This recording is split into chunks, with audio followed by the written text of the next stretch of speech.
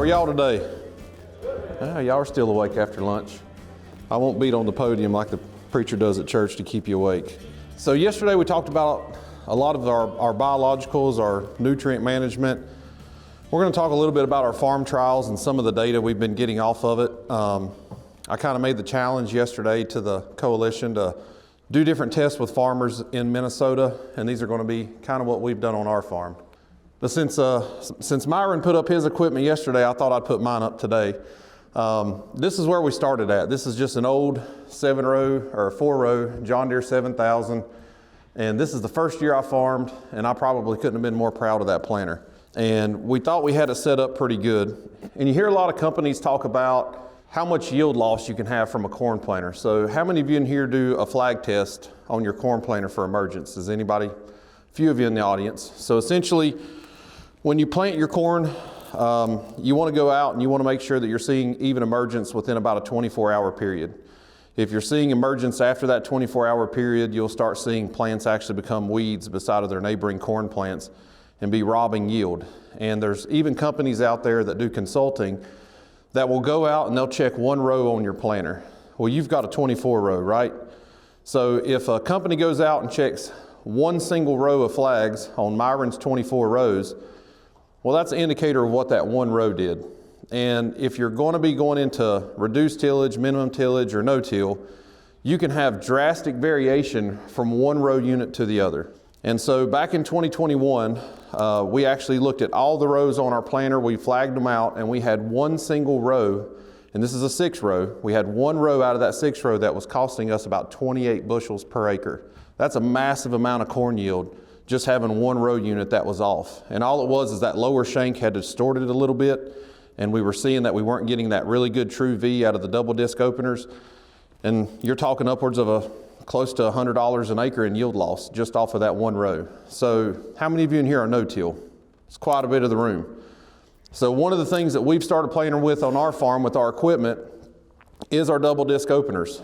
With the technology we have today, with the equipment that we're seeing that's being built for these planters, they can withstand higher pressures.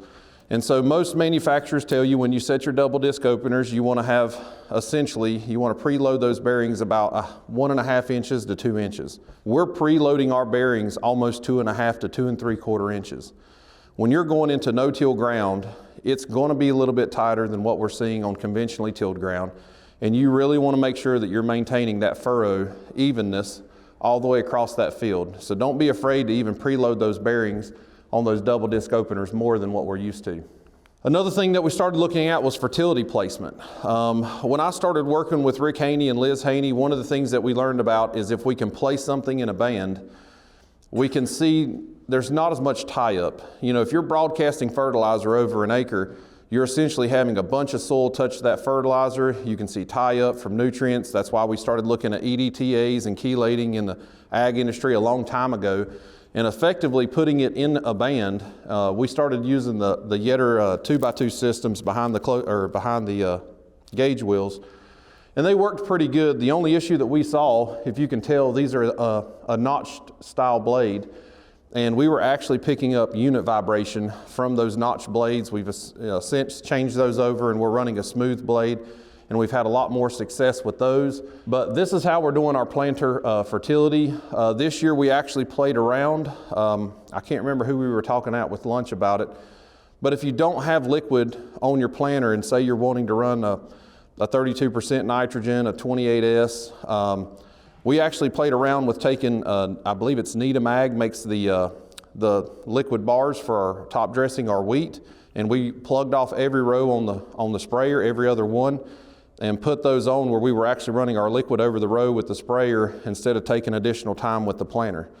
So if you've got a sprayer and you don't have a 2x2 system, that's another way for you to get that liquid out there. Another way that you know that we've made it on the farm is next conference I come to, maybe I'll fly up in one of these right here. Man, some of y'all fell asleep on me already. It doesn't have to be expensive. One of the things that I've talked a lot about with people outside of the room is we trial stuff for a few years. We used to kill our cover crop and terminate it with chemicals We would go roll it with a cultipacker, and then we would plant into it. Then we started looking at cutting that pass down because labor can be an issue. And so we started looking at ways to roll the cover crop while planting. This right here is nothing more than an 8-inch fence post from Tractor Supply suspended by chains. And we used it on about 600 or 700 acres, and it worked great.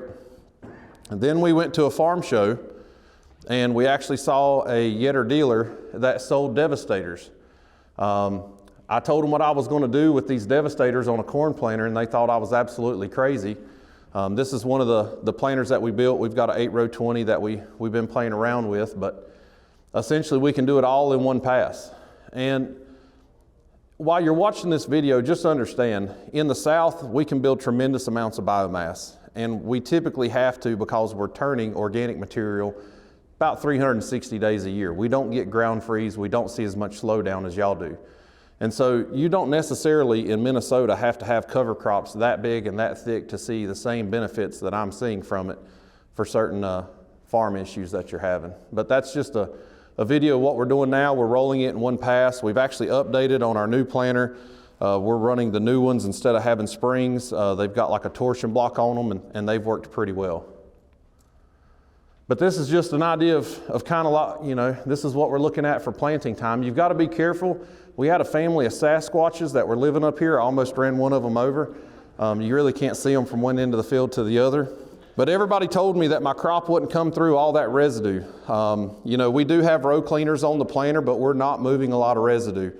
I would say essentially we're making about a 1 to 2 inch strip there for corn. Beans, it doesn't matter. I'll plant beans in a cover crop, don't roll them down, they'll come out of the ground and be fine. With corn, if you're gonna have really big biomass cover crops, if you don't get it on the ground, that corn is gonna get spindly and leggy. It's gonna look horrible. That's the only way I know how to say it. So we make sure that we get this residue flat on the ground, and this is what it looks like coming up through it. So my first year farming, we were essentially fully traded. I didn't know anything about non-GMO, and I wanted to try non-GMO because we can get a premium. It's about $1.50 bushel premium. And I called my seed dealer and told him I wanted to try some non-GMO, and I soon got an education on every worm and bug known to man that would come and eat my corn crop. And so he almost talked me out of it. And there was an older farmer that lived about 20 miles from us. I knew he had done non-GMO, and I called him up and I was like, hey, listen, if we grow this non-GMO, I can't spray Roundup over it. What kind of herbicides could I use? He called me a Roundup baby. I'm not really sure what that meant. But I just remember he was like, man, you Roundup babies don't know how to farm. But we learned about, Steadfast Q. Steadfast Q we can use for grasses. You've got to hit them when they're smaller. It cost us roughly about $2 more per acre over what a Roundup shot was at that point in time. They're probably pretty close now with where Roundups went up. But we decided to plant this non-GMO corn, and surprisingly enough, it came up, and we had some full stack varieties in the same field here, and the non-GMO actually out-yielded our traded varieties, which absolutely amazed me, and that's one of the reasons that we've made such a large conversion on our farm away from traded varieties. Now there's still a few traded varieties that we do plant, but I would say 90% of our farm is either non-GMO or open pollinated. And so yesterday you saw a little bit of some of our yield trials with the Haney test. This is some of our biological trials.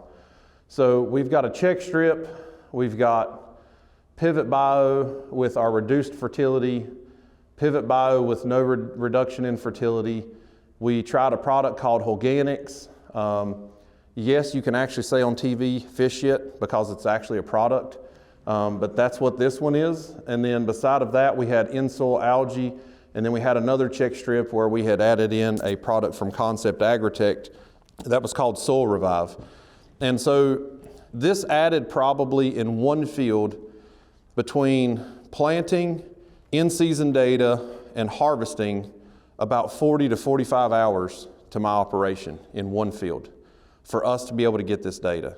But I can then take this data from my farm. I don't have to listen to anything that these companies say and make a management decision on what I'm going to do. So anything that did good here and we saw a positive return on, we'll increase it to about 50% of our acres for 2024. In 2024, if we see similar or same results, then that's how we implement it on the whole farm. This is how you increase return on investment. I mean, universities do a lot of work, but it's not your farm ground. I used to look at our OVT trials from NC State University and implement the same things that they had on their OVT trials, and I didn't see the same results on my farm.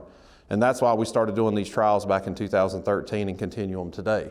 But where we had Pivot Bio, I was very skeptical of it, and I know it can be year to year, and I've seen a bunch of farmers that didn't see good results, but we reduced fertility by 40 pounds of nitrogen, 5.5 pounds of sulfur. We did lose 2.22 bushels, but our net return went up $19 an acre. So even though we lost 2 bushels, the cutback on fertility actually made us an extra $19 an acre. Where we had Pivot Bio and we used the full fertility, we actually gained 8.6 bushels, but we lost $38 an acre in net revenue because it didn't make up. We bought those bushels. Organics was the hugest surprise for me. I've been doing cover crops, compost, manures, all these soil health principles, and I had no idea that using a biological could actually even enhance what we've already been doing now. So Organics has about 800 different microbes in it. We put it out. It made 11.7 bushels more than the control, and we had a positive return, even after paying for the product, of $38 per acre. Now you think about it, if you're a farmer farming 1,000 acres, that's $38,000, just 1,000 acres of corn. The fish shit, it made us 4.62 bushels. It was an $18 net return. In-soil algae made 2.68 bushels. It made us an extra $4 an acre. And the Soil Revive made 3.27. The farm average was about 188. Now to put it in context, some of you know, some of you haven't heard, our county average on corn on a typically good year is 100 to 125 bushels. For our farm average to maintain that 190 to 210 each year, that's pretty much the range that we're in for our ground.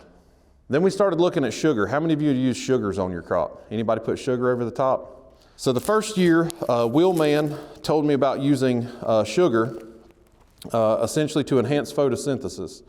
And then I met Dr. Jonathan Lundgren, and he described to us how bugs don't have a pancreas and they can't process complex sugars. And if we can increase the Brix content inside of that plant, it's not saying that we won't see bugs or we won't have an infestation, but when the bugs come to the field, they're typically around the edges of the field and they move inside. Well, if you can keep that Brix level up and it's above 14, they'll bite those plants on the perimeter of the field. They retain the water and the sugar. They don't like it and they'll find something else to eat. And we've been doing this now for 9 years. The biggest kick for us was where we applied our sugar on this plot is we saw about a 4 to 6 bushel increase on beans. And so the first year that we did this across the entire farm, I went to Sam's Club. It's kind of like a Costco. And I told him that I needed a pallet of sugar. And he asked me, he said, do you have a restaurant? And I said, no, we don't. He was like, where are you taking it? And I said, to my farm. He said, we're going to need to see your driver's license. And I said, we're not doing anything illegal with it. We're not making moonshine. And he was like, okay. So as they're loading this pallet of sugar on my pickup truck, he said, we also sell pallets of mason jars should you need any. Nobody believes you'd spray sugar on a crop. But here's what we saw. This is just on beans. So in our check strip, we had a 5.2 Brix. On using molasses, we got a sugar beet molasses out of Michigan. We were at 15.6.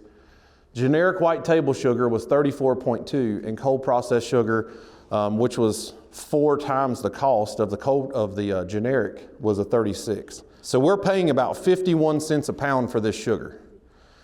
In furrow, we're running a half of a pound in furrow. On beans, if they're under or anything before R1, if we're in a vegetative state, they get a half a pound. Anything R1 or after, we're spraying a full pound if we're making a pass over that crop. Corn, it gets a pound no matter what. We see so much vegetation growth in corn, you'll see this Brix level, it'll go high, and then as we're seeing vegetation growth, it really starts going down fast. So we put a full pound on when we're making a pass over corn. The only difference that we've seen, and it really doesn't, I don't think, affect anyone in the state of Minnesota, is cotton. Cotton actually produced the worst Brix levels with these two, but did the best with molasses. So it almost flipped in that crop what we've seen in corn and beans.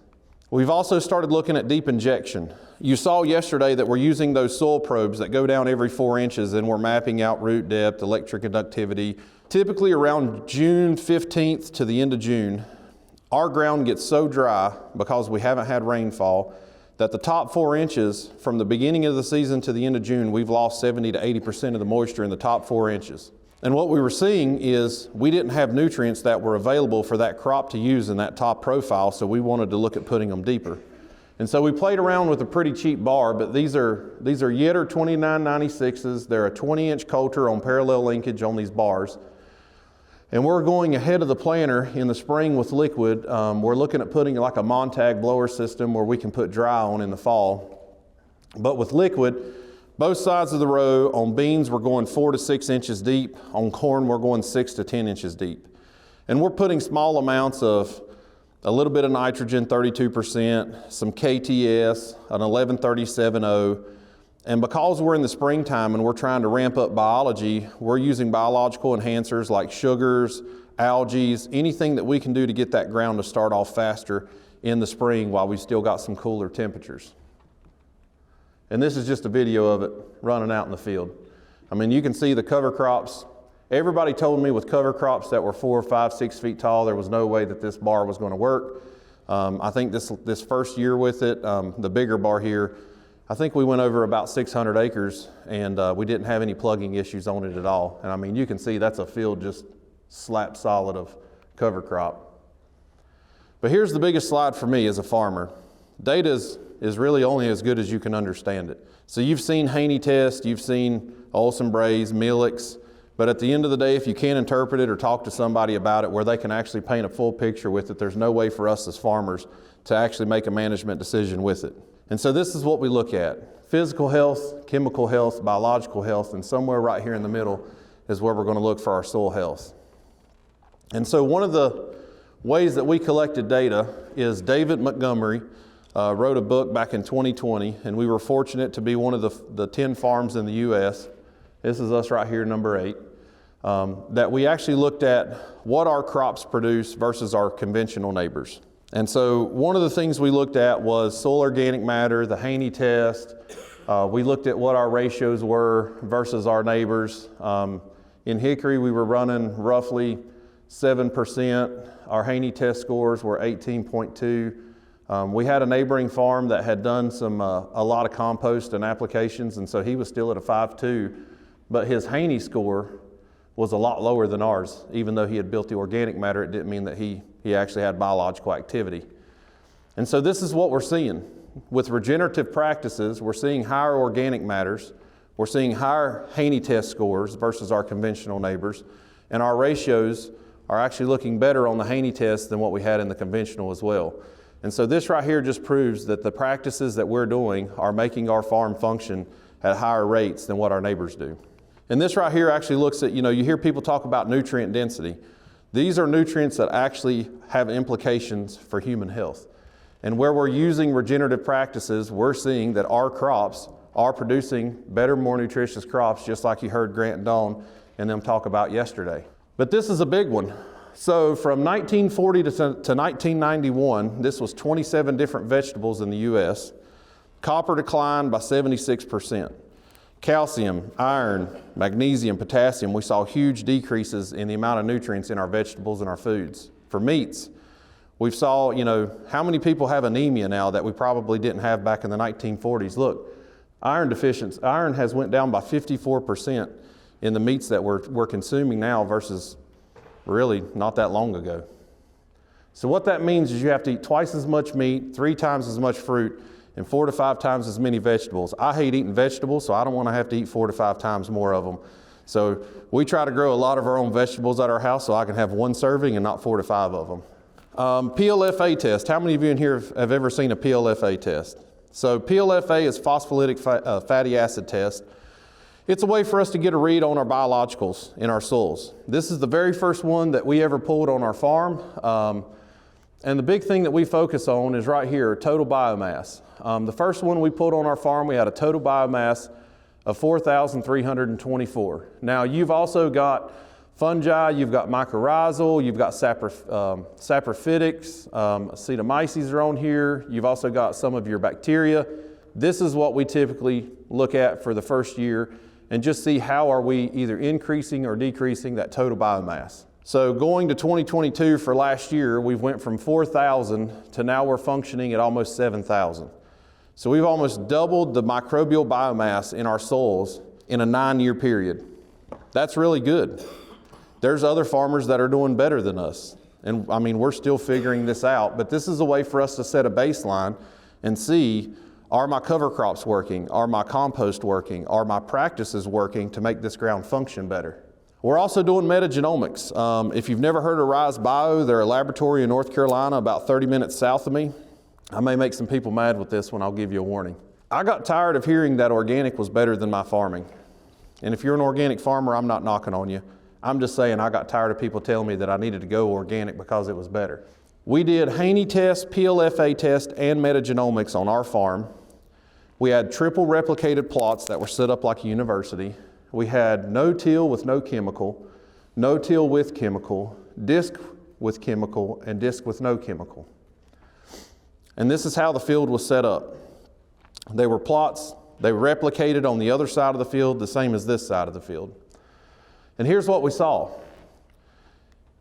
With no chemical, this is denitrification. With no chemical and tillage, we were losing about 65 pounds of nitrogen, our denitrification.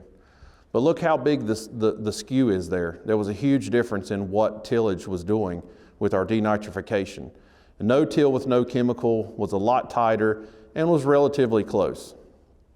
Then we look over here for denitrification in no till with chemical, and it's fairly close, within about 6 pounds to the acre. So we didn't see a huge difference where we did no till with chemical and without chemical. But look up here where we actually did tillage and we had chemicals on the farm. I don't know why, I can't tell you, but this is triple replicated and 2 different plots across this field. But if we used any kind of tillage and used chemicals, we were losing almost 90 pounds to the acre of nitrogen. Now, how much does that cost? I mean, y'all use anhydrous up here? Pretty cheap. How much does anhydrous cost? Some farmer in the room. High right now? Over $1,000 a ton? What do we think? Huh?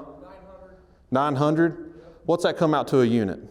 So we're talking almost 50 bucks an acre there in loss, just from having that tillage. And I'm not anti-tillage. I think that there are times that we have to till as farms to level ground out, fix ruts, do things. But if it's a recreational thing, you're wasting your time and money.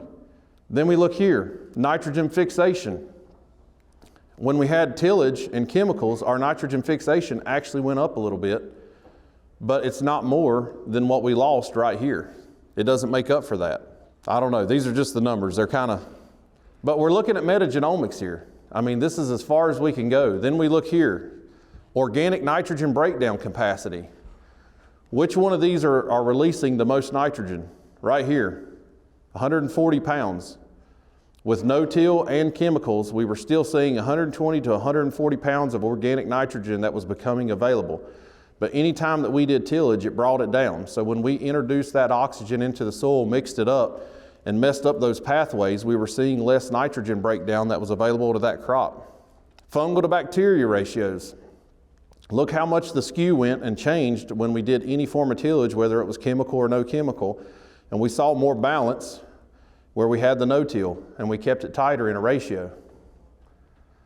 And so this is our Haney test. So that was the metagenomics looking at it. This is our Haney test. So that very first one, our CO2 burst was 227, our percent MAC was 150. And so this was our baseline that we set before we did any of the practices, where we had no till and no chemical. Look how much CO2 respiration went up. It over doubled. And the chemicals obviously have an effect on the biological process. But when I first started farming and looking at regenerative practices, I was told that if I sprayed 1 quart of glyphosate, it was like a nuclear bomb went off, and we were setting soil biology back 4 to 5 years, and you couldn't use any chemicals at all. And now I'm telling them, from the data that I've seen on my farm, that's BS. I can still use chemicals in small ratios and small amounts when I need to and grow the best crop that I can without absolutely decimating the biological function of our soil. The only one that was below the baseline was disc and chemical. Having 2 of those stresses on that ground with disking it and using the chemicals is the only time that we saw biological function go below where we set that benchmark before the season. So this is how we're doing our DNA testing now. How many farmers in here use biological products on their farm? If you use biological products on your farm, it used to be that a salesman would say, I have a mycorrhizal fungi, you put it on the seed, and it's going to grow 6 to 10 bushels. We've all heard that. And then if you went to a farm show and you went to the next booth, that biological product added 10 bushels, and the next one added 5 bushels, and if you went down a whole tent, by the end of the row, you should have been growing 800 bushel corn if you put every product on your seed. So what we're doing now is we're testing it in the laboratory.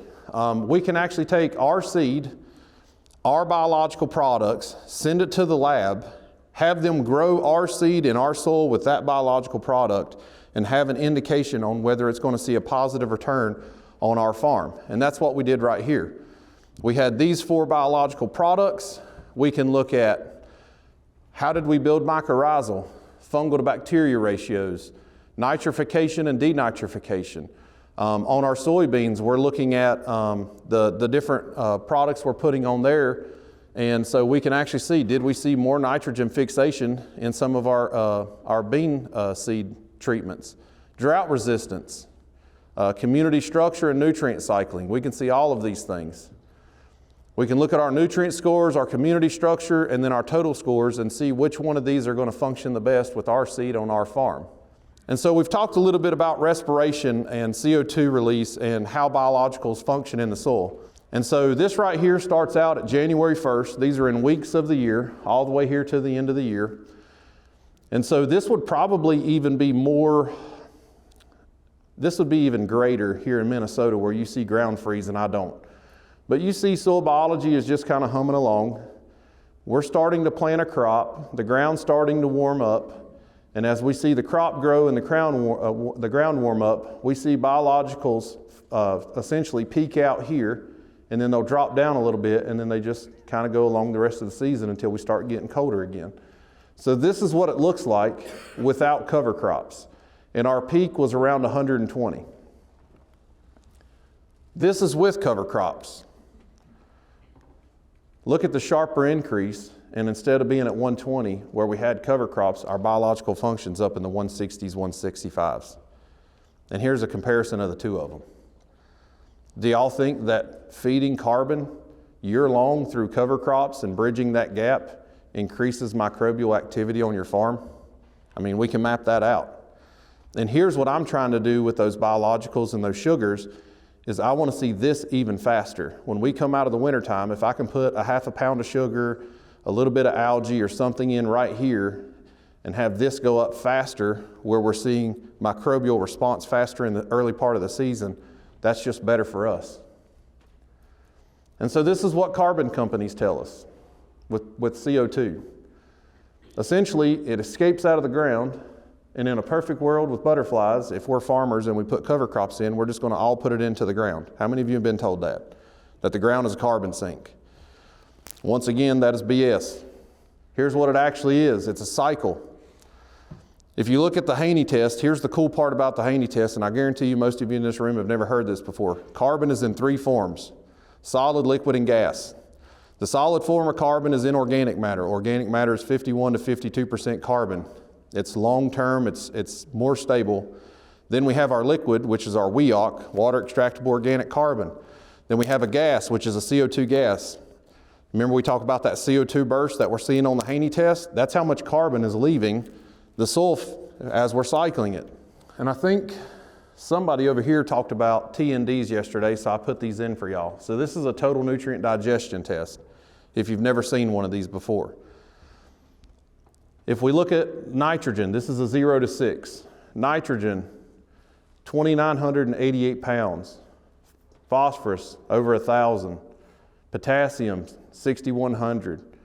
You know, NP and K right there, that's a lot. I mean, this is the value, how much we would have to apply of 4600. 6,400 pounds is how much we would have to apply to get that same amount of nitrogen. And then we look at a 6 to 12. On potassium on the 6 to 12 was 5,500. So there's roughly 11 to 12,000 pounds of potassium in the top acre foot of my farm. Do you think I need to apply a bunch of potassium? No, we need to learn how to unlock this. We can do it with biology. We can do it with some chemistry. We've been playing around with citric acids. We're running a citric acid in our 2x2 systems, trying to strip some of this potassium off and make it plant available. Cost us about $2 an acre. I mean, for $2 an acre to get that much potassium out of it, that's not too bad. The biggest thing I'll kind of leave y'all with is build a team. You've got the Minnesota Soil Health Coalition. These are some of the people on my team that I've seen on my journey. As you notice, I didn't put Mitchell in here because he wasn't tall enough to be caught in the picture. Is he in here? Thanks, Ross. I got Tempe. She's a little bit taller here, so. But build a team. I didn't do any of this on my own. And when people talk to me, I talk about we did this, we did that, and they're like, oh, well, who works on the farm with you? Well, on the farm, it's just me. But, you know, Crazy Ray taught me about biology. Lance works with me on my soil testing. Mitchell and Tempe, they've got Continuum Ag, and Mitchell's helped us a lot with some of our data management. David Brandt, everybody knows him. You can hardly see here, but we've got, you know, Rick Haney and a bunch of the guys. This is the bar at the distillery, Liz, Darren Williams, Michael Thompson, Jimmy Emons. I can call these guys and tell them some of the craziest things that we want to do on our farm, and about 50% of the time they've already done it. Yes, this worked. No, that didn't work. Hey, you need to change this and try it this way because I did it this way and it didn't work. And so have that network of people that you can get in contact with and talk to them and say, hey, this is what I want to try. What have you done? And if they've already tried and had a failure, that saves you from a failure. I mean, these people on this screen probably saved us 20 years worth of failures. And that's how it's worked for us and why we've been able to push and have more success. And since y'all got to try a little bit of my bourbon last night, and I talked to Dawn and Grant about it, before David passed away, we were working with David in our distillery that we were making. We called David the godfather of cover crops, but we made Brandt's Godfather's Regen bourbon. And we actually got to present him the very first box that we made. It's got his picture here, and it says it ain't much, but it's honest bourbon. But David's been shipping us down his corn, and we've been making bourbon out of his Jimmy Red corn. And so we are doing an early release if anybody would be interested in having some of David's bourbon. It's a barrel glass bottle like this that comes in the case here, and it's got some stuff that we've put on the box. But if you're interested in it, you can let me know, but we're going to do our early release starting next week if you're interested.